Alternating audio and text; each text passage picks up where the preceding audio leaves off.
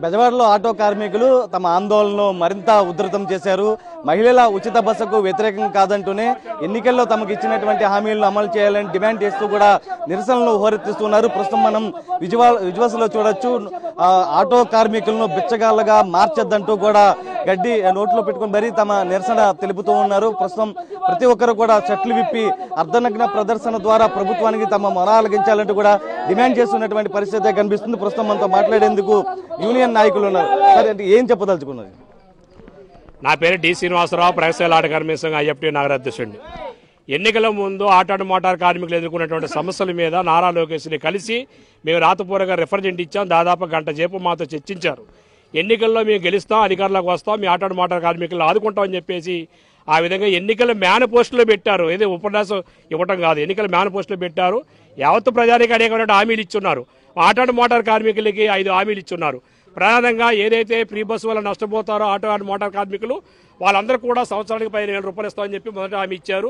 అదేవిధంగా 2131 జీవోని రద్దు చేస్తామన్నారు. సంక్షేమ బోర్డు ఏర్పాటు చేస్తామన్నారు. 5% వడ్డీతోటి రుణాలు ఇస్తామని చెప్పన్నారు. అనే ఈ విధంగా హామీలు ఇచ్చి ఒక హామీ కూడా అమలు చేసే పరిస్థితి లేదు. రేపు ఆగస్టు 15 నుంచి మహిళలు ఫ్రీ బస్సు అంటున్నారు. ఆ ఫ్రీ బస్సు పెట్టే క్రమంలోనే ఏదైతే నష్టపోతారో కార్మికులు వాళ్ళకి కూడా 15,000 రూపాయలు ఇస్తామని చెప్పి స్వయంగా సీఎంఏ ప్రకటన చేశాడు. ఇప్పటివరకు ఆ విధమైనటువంటి విధానాలు తీసుకోలేదు. ఈ రవాణా శాఖ మినిస్టర్ అంటే ఇక నెల మరో పడద్దని చెప్పని అంటాడు. మినిస్టర్ సీఎం కూడా చెప్పాడు, ప్రతి మినిస్టర్ కూడా ఇమ్మీడియట్ గా కూర్చోబెట్టి వాళ్ళ సాదా బాధలు ఏమున్నాయో, రోడ్లు ఎక్కుతున్నారు, వాళ్ళ గురించి మాట్లాడమని చెప్పి చర్చించమని చెప్పినప్పుడు కూడా ఇటువంటి స్పందన లేదు. ఒక మినిస్టర్ అంటాడు 10,000 అంటాడు, ఒక మినిస్టర్ అంటాడు నెల 10,000 పోయిన తర్వాత ఆలోచిస్తామని చెప్పి అంటారు. ఈ విధంగా పూటకు ఒక రోజుకు ఒక మాట మాట్లాడటం సరైనది కాదు. హామీలు ఇచ్చిన అమలు ఏదైతే ఉన్నాయో అమలు చేసేంత వరకు కూడా ప్రగతిశీల ఆటో కార్మిక సంఘం ఐఎఫ్టీ దీర్ఘకాల పోరాటం చేస్తుంది. యావత్తు ప్రజలు కూడా కొడుతుంది. రాష్ట్ర ఉద్యమం చేపట్టి ప్రభుత్వం మెడలు ఉంచే పద్ధతిలో మాకు ఇచ్చిన అమలు చేసేంత వరకు కూడా ఎంత పోరాటకైనా కానీ బలిదానాలకైనా కానీ సిద్ధంగా ఉంటామని చెప్పి ఐఎఫ్టీ ద్వారా ఈ రోజున మీడియా ద్వారా ప్రభుత్వాన్ని హెచ్చరించుకున్నాం. అంటే ఇప్పటిదాకా మీతో ఎవరైనా మాట్లాడడం జరిగింది, ఏమైనా హామీ ఇవ్వడం జరిగింది? ఎన్నికలు అయిపోయిన తర్వాత ఎవరు మాట్లాడలేదండి. ఎన్నికల ముందు చాలా మాట్లాడారు, మాతో సంప్రదించారు, మా నుంచి అభిప్రాయాలు తీసుకున్నారు. అభిప్రాయాలు తీసుకుని మీకు అన్ని రకాల హామీలు చేస్తా ఉన్నారు. ఆ రకంగా వాళ్ళు ఎన్నికలు మేనిఫెస్టోలు పెట్టారు. ఇవాళ మేనిఫెస్టోలు పెట్టిన ఆ విషయాన్ని ఏమి అమలు చేస్తారో లేదు ఎవరి విషయం, కానీ మా వరకు అమలు చేయట్లేదు. మాకు అనిపించేది ఒకే ఒకటి కనబడతా ఉంది, మద్యం తాగండి తాగండి తాగండి అనే రకం తాగబోస్తున్నారు తప్ప నుంచి మాలాంటి కార్మిక వర్గానికి ఇతర వర్గాలకి హామీలు అమలు చేయాలని మేము కోరుతా ఉన్నాం. ముఖ్యంగా ఫ్రీ బస్సు రేపు పెడతా ఉన్నారు. ఫ్రీ బస్సుతో మేము చాలా నష్టపోతాం. కనీసంగా 60% ఉపాధి మేము కోల్పోతాం. ఈ పరిస్థితుల్లో మీరు హామీలు అమలు చేయాలని కోరుతా ఉన్నాం. 15,000 గత ప్రభుత్వం 10,000 చేసింది, మేము 15,000 చేస్తూ ఉన్నారు. ఈ రోజుకు సంవత్సరం పోయింది, 2వ సంవత్సరం వేయలేదు. అదే రకంగా అంతేకాకుండా జీవో నెంబర్ 21 గత ప్రభుత్వం తెచ్చింది. ఆ జీవో వలన అనేక రకాల ఫైనాన్షియల్తో మేము ఇబ్బంది పడుతూ ఉన్నాం. వేలకు వెళ్ళి ఫైనాన్షియల్ వేస్తూ ఉన్నారు. మేము వస్తే రద్దు చేస్తాం, మీకు భారాలు తగ్గిస్తూ ఉన్నారు. ఈ రోజు తగ్గించలా, సంవత్సరం అవుతా ఉంది. ఏ హామీ అమలు చేయట్లేదు. డబ్బులతో ఏ హామీ అమలు చేయట్లేదు. డబ్బులకు సంబంధించిన కూడా అమలు చేయట్లేదు. సంక్షేమ బోర్డు ఏర్పాటు చేయొచ్చు, ఒక సంతకం పెడితే సంక్షేమ బోర్డు ఏర్పాటు అవుతుంది. మీరు డబ్బులు ఒక్కర్లా ప్రతి వెహికల్కి సెస్ వసూలు చేయొచ్చు. ఆ రకంగా అవకాశం ఉందంటే చేయట్లేదు. ఏదైతే మీరు హామీలు ఇచ్చారో మా హామీలకు అమలు చేయమని కొడతా ఉన్నాం. ముఖ్యంగా ఏదైతే ఫ్రీ బస్సు కారణంగా మేము ఉపాధి కోల్పోతా ఉన్నాం, ఆటో కార్మికులందరికీ నెలకు 3,000 రూపాయలు పెన్షన్ రూపాయలు ఇవ్వాలని రకం మేము డిమాండ్ చేస్తా ఉన్నాం. లేని పక్షంలో మొత్తం అన్ని ఆటో కార్మిక కోరికైతే పెద్ద అమలు చేస్తా ఉన్నాం. మీరు హామీలు ఇస్తా ఉన్నారు, చేస్తాం వాయిదాలు వేస్తా ఉన్నారు తప్పించి చేయట్లేదు. మేము తప్పనిసరి ఇప్పటికీ సంవత్సర కాలంగా ఎదురు చూస్తాం. ఈ రోజు కన్నా మీరు అమలు చేయకపోతే రాష్ట్ర వ్యాప్తంగా ఉద్యమం తీవ్రతరం చేస్తాం. నా పేరుకే పోలారే ఐఎఫ్టీ.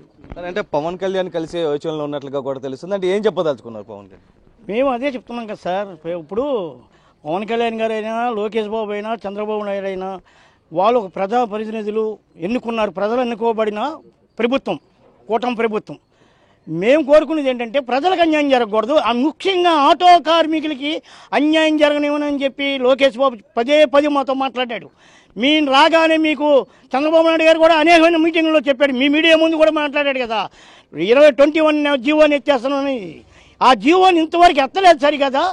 అదనంగా భారాలు ఈరోజు మేము యూనిఫార్మ్ వేసుకొని హెల్మెట్ లేకపోయినా సరే ఏజో 35 రూపాయలు కట్టిస్తున్నారు. అంటే గవర్నమెంట్ దోపిడీతనానికి అలవాటు పడిపోతుంది. కానీ మేమేమంటున్నాం అంటే ఫ్రీ బస్సులకు మేము వ్యతిరేకం కదా సార్. ఆ రోజు ఈ రోజు మేము చెప్తున్నాం కదా, ఆటో కార్మికులకి న్యాయం జరగాలి. ఆ రోజు జగన్మోహన్ రెడ్డి గారు ఫిట్నెస్ బండి రికార్డు ఫోర్సులో పెట్టుకున్నాను, కాగితాలు ఫోర్సులో లేకుండా తిప్పొద్దు, నష్టం జరిగిద్ది, ఎవరైనా బండి కింద పడినా మీకు నష్టం జరిగినా ఆ నష్టాన్ని ఇన్సూరెన్స్ క్లెయిమ్ అవుతుందని చెప్పి మీకు 10,000 రూపాయలు వేసాడు. మేము చంద్రబాబు నాయుడు గారిని ఈరోజు 15,000 ఇస్తానన్నా, 15,000 ఇస్తున్నా, మేము 5,000 ఎందుకు డిమాండ్ చేస్తున్నాం? మా కుటుంబాలు బతకాలి. ఈరోజు ఫ్రీ బస్సు తిరగడం వల్ల కర్ణాటక తెలంగాణ ఈరోజు ఎంతమంది ఆటో డ్రైవర్లు చనిపోయారు, ఎంతమంది ఉరిపోసుకున్నారు, పురుగుల మందు తాగి కూడా చనిపోయారు. కనీసం ఈరోజు మీ ప్రభుత్వమైన కళ్ళు తెరవండి, మమ్మల్ని సావకుండా చూడండి, మా బ్రతుకులను కాపాడండి అని చెప్పి పదే పదే చెప్తున్నాం. కానీ ఇప్పటికైనా మీరు మా గురించి మాట్లాడే ముందు ఈ ఆటో వాళ్ళని ఎలా బతికించాలనేది కూడా మీరు కనీసం ఆలోచించండి. మొన్న కేబినెట్ సమావేశంలో కూడా కనీసం ఆటో రంగం మీద ఏంటి అనేది కూడా చర్చించరా. కానీ ప్రకటనలు ఇస్తున్నారు. కొల్లి రవీంద్ర గారు ఏమో 10,000 అంటారు, చంద్రబాబు గారు ఏమో 15,000 అంటారు. నిన్నగాక మొన్న ఈ రవాణా మినిస్టర్ గారు ఆయన్ని కలిసాం ఎన్నోసార్లు, అయ్యా మమ్మల్ని ఏదో చేస్తాను, బాబు గారితో మాట్లాడుతున్నాం, మీరేం కంగారు పడద్దు. ఒక జిల్లా వాళ్ళు కాదు కదా, స్టేట్ వేడిగా ఆయన్ని కలవడానికి వస్తారు. కనుక ఏది ఇప్పుడు వరకు 15 లోపు కలుస్తా ఉన్నారు, ఏమైనా సమాచారం ఇచ్చారా? ఏం లేదండి. మేము అనేకమైన మేలు పెట్టాం, మా నాయకులు పెద్ద నాయకులు కూడా మేలు పెట్టారు లోకేష్ బాబుకి. ఖాళీ లేదని చెప్పుకొచ్చారు. ఇప్పటికీ ఖాళీ లేకపోవడం ఏంటండి? ఏ రోజు మీరు ఎక్కడికి వెళ్ళడం మానేస్తున్నారు? మీరు చెప్పండి. ప్రజల సమస్యల మీద మీరు సామాన్యమైన కుటుంబాలను కలిసి వెళ్ళి మీరు డబ్బులు అందజేస్తున్నారు. ఎందుకు? మీ సింపతి కాపాడుకోవడం కోసం, అంతే కదా. మీరు పూడి గడిచికి వెళ్తున్నారు. చంద్రబాబు నాయుడు గారు మొన్న ఎవరికో ఇల్లు లేదంటే ఇల్లు కట్టించమన్నాడు, అన్నీ కలెక్టర్ ముందు ఆయన మాట్లాడుతున్నాడు. అలాగే మా గురించి మాట్లాడు బాబు అని చెప్తున్నాం. మా బాధలు ఆదుకోండి. 25,000 రూపాయలు సంవత్సరానికి ఇవ్వగలిగితేనే ఆటో కుటుంబాలు బాగుపడతాయి. అంటే బాగుపడవు. మీ 25,000 రూపాయలతో మా పిల్లలు చదువుకొని ఉద్ధరించేది ఏం లేదు. కనీసం అన్నమైన తింటామని మేము చెప్తున్నాం. ఈరోజు ఆటోలు ఉన్న వాళ్ళందరికీ ఇల్లు లేవు. అన్నీ 90% అన్నీ కూడా అద్దెలే. 10% ఏముంటే ఇల్లు సొంత ఇల్లు ఉండొచ్చు కాదని మేము అన్నాం. మరి మాకు అసలు ఏం లేవని మేము అడుక్కుంటున్నాం, మీకు చెప్పట్లా.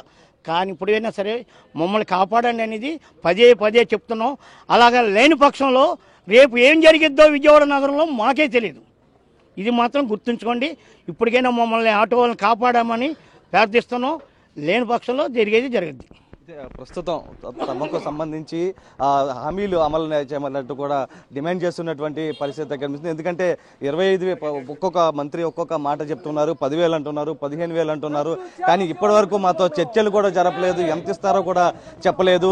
అటు మంత్రులను కలుద్దామన్నా కూడా ఎవరు కూడా అపాయింట్మెంట్ కూడా ఇచ్చే పరిస్థితుల్లో ప్రస్తుతం లేరంటూ కూడా వీరంతా కూడా ఆందోళన వ్యక్తం చేస్తున్నటువంటి పరిస్థితి కనిపిస్తుంది. ఎందుకంటే 15వ తేదీ నుంచి మహిళలకు ఉచిత బస్సు అమలు చేస్తున్న నేపథ్యంలో ప్రస్తుతం మాతో చర్చలు జరపాలి, ఇస్తానన్నటువంటి హామీలను అమలు చేయాలంటూ కూడా వీళ్ళంతా డిమాండ్ చేస్తున్నటువంటి పరిస్థితి కనిపిస్తుంది. వీళ్ళ ప్రస్తుతం విశ్వనాథ్తో నరసింహ, బిగ్ టీవీ.